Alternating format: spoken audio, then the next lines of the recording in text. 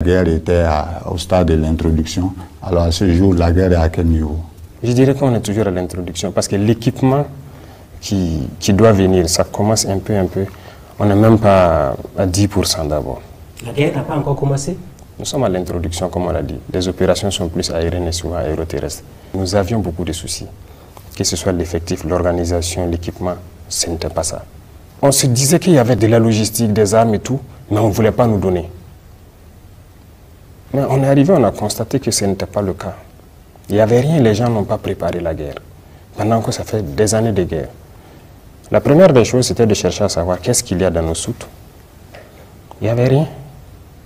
Il n'y avait rien. On ne pouvait même pas trouver 200 Kalachnikov en réserve.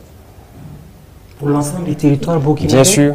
200 Kalachnikov? Il n'y en avait pas en réserve dans les soutes. Okay. On a envoyé des missions aller vérifier. Vous pouvez aller, vous êtes des journalistes, allez-y au niveau du matériel, vous les demandez en octobre qu'est-ce qu'il y avait, quelle quantité de munitions il y avait. On ne pouvait pas communiquer. Ce n'était pas nous en son temps qui allons sortir et dire ok, nous on croyait que, mais c'est pas ça, c'est une information qu'on donne aux terroristes. Il fallait s'équiper, être à un niveau. Aujourd'hui, je peux le dire, parce que nous avons au moins 10 000 fois peut-être cette quantité aujourd'hui. Donc, Excellence, à quand pourrons-nous véritablement estimer le début de cette guerre? Ça a débuté, comme je l'ai dit, parce qu'il y a eu quand même de l'équipement qui est venu. Nous sommes à l'introduction. Voilà, donc il avait attendu le développement maintenant?